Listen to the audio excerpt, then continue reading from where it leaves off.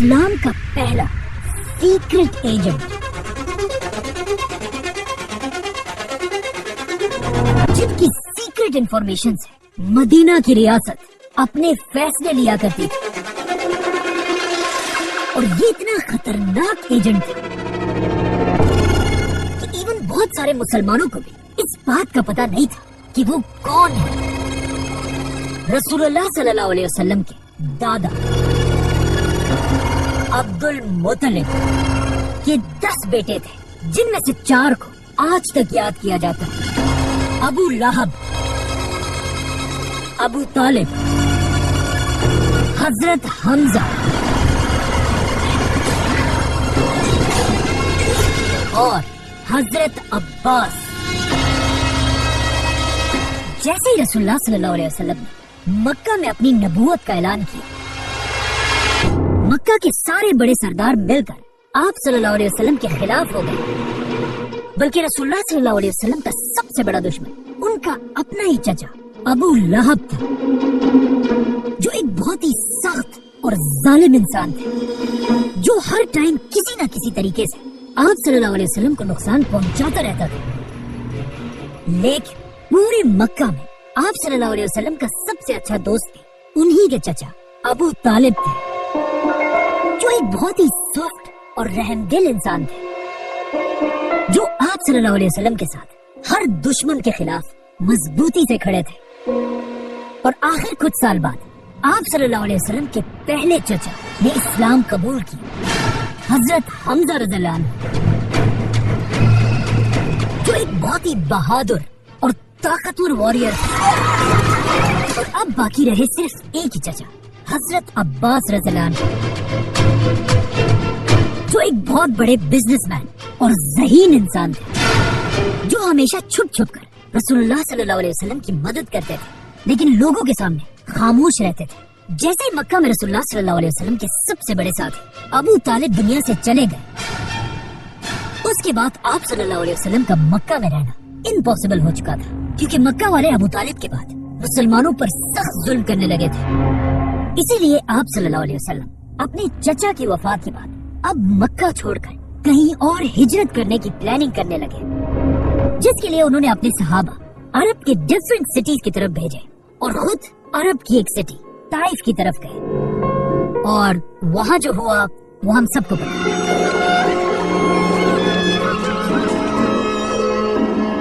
طائف کے واقعے کے بعد جب آپ صلی اللہ علیہ وسلم واپس مکہ آئے، اور مکہ والوں کو ایسا لگ رہا تھا کہ اب آپ صلی اللہ علیہ وسلم کے پاس کوئی بھی راستہ نہیں ہے، اچانک ایک دن عرب کی ایک چھوٹی سی سٹی مدینہ کے لوگ مکہ حج کرنے آئے، جن میں سے کچھ نے آپ صلی اللہ علیہ وسلم سے رات کے اندھیرے میں ایک سیکرٹ میٹنگ کی ریکویسٹ کی، جسے آپ صلی اللہ علیہ وسلم نے ایکسپٹ کیا۔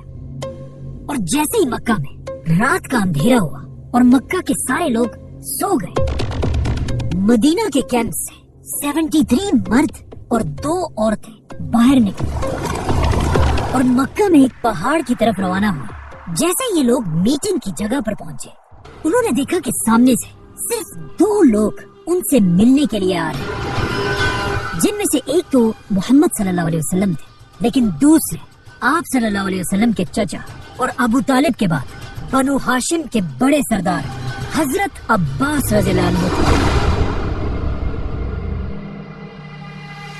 تو سب سے پہلے حضرت عباس آگے بڑھے اور مدینہ والوں سے کہا کہ اے مدینہ والوں، یہ بات یاد رکھو، اگر تم میرے بھتیجے کو اپنے ساتھ لے کر جاؤ گے تو اس کے بعد پورا عرب تم مدینہ والوں کے خلاف ہو جائے گا۔ اگر تم میرے بھتیجے کی حفاظت کر سکتے ہو تو پھر ٹھیک ہے، لیکن اگر تم نہیں کر سکتے تو پھر انہیں یہی چھوڑو، ہم بنو ہاشم خاندان ان کی حفاظت کے لیے تیار ہیں۔ جس پر مدینہ والوں نے حضرت عباس سے کہا کہ ہم ایک بہت ہی خطرناک اور ایک واریر قوم ہے، اور ہم اپنے خون کے آخری قطرے تک ان کی حفاظت کریں گے۔ اسی کے ساتھ مسلمانوں کی ہجرت شروع ہوئی اور سارے مسلمان مکہ کو چھوڑ کر مدینہ کی طرف روانہ ہوئے، لیکن حضرت عباس رضی اللہ عنہ نے ہجرت نہیں کی اور وہ یہیں مکہ میں رہے۔ اور مدینہ پہنچنے کے کچھ ہی عرصے بعد اسلام کی پہلی جنگ کا وقت آیا जंगे बदर। जंग से पहले रसूलुल्लाह सल्लल्लाहु अलैहि वसल्लम ने सारे सहाबा को जमा किया और इस जंग की प्लानिंग करने लगे। इस जंग में सारे सहाबा मक्का में अपने अपने खानदानों के साथ लड़ने के लिए बिल्कुल तैयार थे। लेकिन जैसे ही ये मीटिंग शुरू हुई, रसूलुल्लाह सल्लल्लाहु अलैहि वसल्लम ने अपने सहाबा से कहा कि कोई भी सहाबी बदर की जंग में मेरे खानदान बनु हाशिम को नहीं मारेगा। इस मीटिंग के बाद एक सहाबी बाहर निकले और उन्होंने अपने दोस्तों से कहा कि कितनी अजीब बात है, हम अपने खानदान को तो मारेंगे लेकिन बनु हाशिम को कुछ नहीं कहेंगे। जब हजरत उमर को इस सहाबी की बातों का पता चला, उन्होंने आप सल्लल्लाहु अलैहि वसल्लम से इजाजत मांगी कि मैं इसका सर काट देता हूँ, लेकिन आप सल्लल्लाहु अलैहि वसल्लम ने उन्हें रोक दिया। इसके कुछ ही दिन बाद जब दोनों फौजी एक दूसरे के आमने सामने हुए, काफिरों की फौज में हर कबीले से बहुत सारे लोग थे, लेकिन बनु हाशिम से सिर्फ 3 लोग जंग के लिए आए थे, जिनमें से एक हजरत अब्बास भी थे। जैसे ही जंग शुरू हुई, मुसलमान जंग के बीच में अपने खानदान वालों से तो लड़ रहे थे, लेकिन हर मुसलमान बहुत ही केयरफुली बनु हाशिम के लोगों से दूर रह रहे थे। आखिर काफी देर लड़ने के बाद मुसलमान ये जंग जीत गए और जब मुसलमानों ने सारे कैदियों को पकड़ लिया, उन्होंने देखा कि इन कैदियों में आप सल्लल्लाहु अलैहि वसल्लम के चाचा हजरत अब्बास भी थे। आप सल्लल्लाहु अलैहि वसल्लम ने फैसला किया कि हर कैदी फिदिया टैक्स देकर अपने आप को आजाद कर सकता है, जिसकी बात आप सल्लल्लाहु अलैहि वसल्लम हजरत अब्बास के पास गए और उन्हें कहा टैक्स दो। लेकिन हजरत अब्बास ने कहा नहीं, मैं क्यों टैक्स दूं, मैं तो पहले से मुसलमान हूँ। असल में इससे 2 साल पहले हजरत अब्बास और मदीना वालों की मीटिंग के बाद मुसलमान तो हिजरत करके मदीना चले गए, लेकिन हजरत अब्बास मक्का में ही रहे। कहा जाता है हजरत अब्बास मक्का के एक ऐसे आदमी थे जिन्हें मक्का की हर छोटी खबर का सबसे पहले पता चल जाता था, और अब वो मक्का में रहकर ही हर खबर मक्का से मदीना पहुंचाते रहते थे, जिससे आप सल्लल्लाहु अलैहि वसल्लम को मक्का की हर खबर का पहले से पता होता था, जिसकी वजह से मुसलमान हमेशा मक्का वालों से एक स्टेप आगे रहते थे। मतलब हजरत अब्बास रसूलुल्लाह सल्लल्लाहु अलैहि वसल्लम के मक्का में एक बहुत ही सीक्रेट एजेंट थे, जिनका किसी को पता नहीं था, इवन मुसलमानों को भी नहीं। इसीलिए जंग बदर से पहले मीटिंग में आप सल्लल्लाहु अलैहि वसल्लम ने मुसलमानों से कहा था कि बनु हाशिम के खिलाफ मत लड़ना, क्योंकि रसूलुल्लाह सल्लल्लाहु अलैहि वसल्लम नहीं चाहते थे कि उनका इतना इम्पोर्टेंट एजेंट हजरत अब्बास इस जंग में मारा जाए। लेकिन अब जब हजरत अब्बास गिरफ्तार हो, उन्होंने सबके सामने ये एक्सेप्ट किया कि वो तो पहले से एक मुसलमान थे और कहा मैं क्यों टैक्स दूं। लेकिन रसूलुल्लाह सल्लल्लाहु अलैहि वसल्लम ने उनसे कहा कि कोई बात नहीं, तुम्हें मुसलमान होने का बदला अल्लाह जरूर देगा, लेकिन यहाँ आपको टैक्स देना होगा।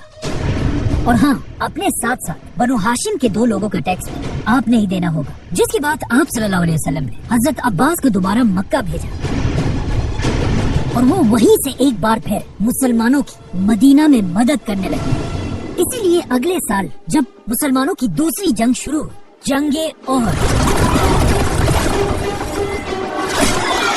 आप सल्लल्लाहु अलैहि वसल्लम को पहले ही मक्का की पूरी फौज का सब कुछ पता था, क्योंकि हजरत अब्बास उन्हें मक्का से हर डिटेल सीक्रेटली पहुंचाते रहते थे। और इसी तरह खंदक की जंग में भी आप सल्लल्लाहु अलैहि वसल्लम मक्का वालों से एक स्टेप आगे थे, जिसके बाद आखिर वो दिन आया जिसका सबको इंतजार था, फतह मक्का।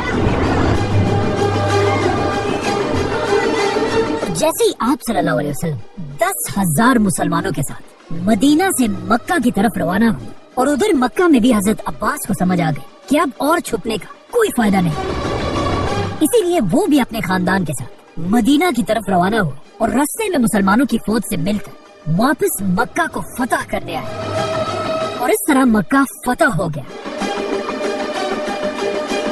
मक्का फतह करने के कुछ ही दिन बाद मुसलमानों की एक और बड़ी जंग शुरू हुई, जंगे हुनैन। और ये पहली जंग थी जिसमें हजरत अब्बास अब एक स्पाई नहीं बल्कि एक वॉरियर की तरह जंग में मुसलमानों के साथ खड़े थे, और मुसलमान तेजी से अपने दुश्मन की तरफ बढ़ रहे थे। लेकिन जैसे ही मुसलमान इन दो पहाड़ों के दरमियान पहुंचे, इन दोनों पहाड़ों से मुसलमानों की फौज पर तीरों की बारिश होने लगी और इतनी तीरें बरसने लगी कि मुसलमानों की पूरी फौज जंग छोड़कर पीछे हटने लगी। ये देखकर काफिरों की पूरी फौज ने मुसलमानों पर हमला कर दिया। जैसे ही काफिरों की फौज आगे आई, वो ये देखकर हैरान रह गए कि मुसलमानों की पूरी फौज तो पीछे भाग रही है, लेकिन मुसलमानों में सिर्फ एक आदमी अपने साथियों के साथ बहादुरी से अपनी जगह पर खड़ा है, और वो थे हजरत मोहम्मद सल्लल्लाहु अलैहि वसल्लम। ये देखकर काफिरों की पूरी फौज ने सीधा रसूलुल्लाह सल्लल्लाहु अलैहि वसल्लम पर हमला कर दिया, लेकिन रसूलुल्लाह सल्लल्लाहु अलैहि वसल्लम भी पीछे हटने के बजाय दुश्मनों की तरफ आगे बढ़ने लगे। जैसे ही आप सल्लल्लाहु अलैहि वसल्लम आगे बढ़े, उनके चचा हजरत अब्बास ने उनके घोड़े की रस्सी पकड़ी ताकि आप सल्लल्लाहु अलैहि वसल्लम आगे ना बढ़ सके, लेकिन आप सल्लल्लाहु अलैहि वसल्लम अपने घोड़े से नीचे उतरे और दोबारा दुश्मन की तरफ बढ़ने लगे। और जब आप सल्लल्लाहु अलैहि वसल्लम आगे बढ़ रहे थे, वो जोर जोर से एक ही बात कह रहे थे, अनन नबिय्यु ला कज़िब अना इब्नु अब्दुल मुत्तलिब। और ये कहते ही रसूलुल्लाह सल्लल्लाहु अलैहि वसल्लम ने अपने चचा अब्बास से कहा कि मुसलमानों की पूरी फौज को जंग में वापस आने की आवाज दो, क्योंकि आप सल्लल्लाहु अलैहि वसल्लम के चचा अब्बास अभी भी एक जवान आदमी थे और वो रसूलुल्लाह सल्लल्लाहु अलैहि वसल्लम से सिर्फ 4 साल बड़े थे। हजरत अब्बास अपनी ऊंची आवाज से मुसलमानों को बुलाने लगे, तालो इलल मारिका, और कहने लगे कि ऐ मुसलमानों, अपने नबी को छोड़कर कहाँ जा रहे हैं? तालो इलल मारिका। इसके बाद हजरत अब्बास खुद कहते हैं कि मेरी आवाज मुसलमानों की फौज ने जैसे ही सुनी, सबने अपने ऊंटों को उसी वक्त मोड़ दी और आप सल्लल्लाहु अलैहि वसल्लम को बचाने के लिए फुल स्पीड भागने लगे। उस टाइम कुछ सहाबा ऐसे भी थे जो अपने ऊंटों को ना मोड़ सके और वो अपने ऊंटों को छोड़कर पैदल आप सल्लल्लाहु अलैहि वसल्लम के लिए रवाना हुए। इस तरह कुछ ही देर में मुसलमानों की 12,000 की फौज दोबारा जंग में आई और मुसलमान ये जंग जीत गए। ये जंग जीतने के बाद आप सल्लल्लाहु अलैहि वसल्लम अपने सहाबा के साथ वापस मदीना चले गए और इस बार वो अपने साथ अपने चचा हजरत अब्बास को भी लेकर गए। उन्होंने अपनी मस्जिद नबवी के पास ही हजरत अब्बास के लिए एक घर बनवाया, बल्कि हजरत अब्बास के घर की छत पर आप सल्लल्लाहु अलैहि वसल्लम ने खुद अपने हाथों से पानी का पाइप लगवाया जो बारिश का पानी निकालने के लिए था। जैसे ही हजरत अब्बास मदीना है, उसके कुछ ही अरसे बाद उनके भतीजे रसूलुल्लाह सल्लल्लाहु अलैहि वसल्लम इस दुनिया से चले गए। लेकिन हजरत अब्बास रसूलुल्लाह सल्लल्लाहु अलैहि वसल्लम के बाद भी अपने बेटे अब्दुल्ला बिन अब्बास के साथ मुसलमानों की खिलाफत के सबसे बड़े एडवाइजर्स में से थे। लेकिन आखिर हजरत उमर की खिलाफत में हजरत अब्बास और हजरत उमर के दरमियान एक इख्तिलाफ पैदा हुआ। एक दिन खलीफा उमर रज़ियल्लाहु अन्हु अपने घर से मस्जिद की तरफ जा रहे थे। रास्ते में वो जैसे ही हजरत अब्बास के घर के पास से गुजरे, हजरत अब्बास के घर की छत से हजरत उमर के कपड़ों पर गंदा पानी गिरा। ये देखकर हजरत उमर ने हजरत अब्बास के घर का ये पाइप यहाँ से निकालकर दूसरी तरफ कर दिया और उन्हें हजरत उमर की इस बात का पता चला तो हजरत अब्बास सीधा मदीना की अदालत पहुंचे और वहाँ जाकर खलीफा उमर पर केस कर दिया। जैसे ही केस शुरू हुआ, मदीना के जज ने खलीफा उमर को अदालत आने का हुक्म दिया। जैसे ही खलीफा उमर अदालत पहुंचे, हजरत अब्बास ने जज से कहा, उमर ने मेरी इजाजत के बगैर मेरे घर के पानी का रास्ता बदल दिया है। जिस पर हजरत उमर ने कहा कि मैंने ऐसा इसलिए किया ताकि इससे मुसलमानों को तकलीफ ना हो। लेकिन हजरत अब्बास ने हजरत उमर को कहा कि ये पानी का रास्ता जो आपने बदला है, ये कोई आम रास्ता नहीं था। कि जब मैं बहुत साल मक्का में रहने के बाद पहली बार मुसलमानों के पास मदीना आया, तो यहाँ आप सल्लल्लाहु अलैहि वसल्लम ने मेरे लिए ये घर बनवाया और फिर इस घर की छत पर अपने हाथों से पानी का यही रास्ता बनाया था जो आज आपने बदल दिया।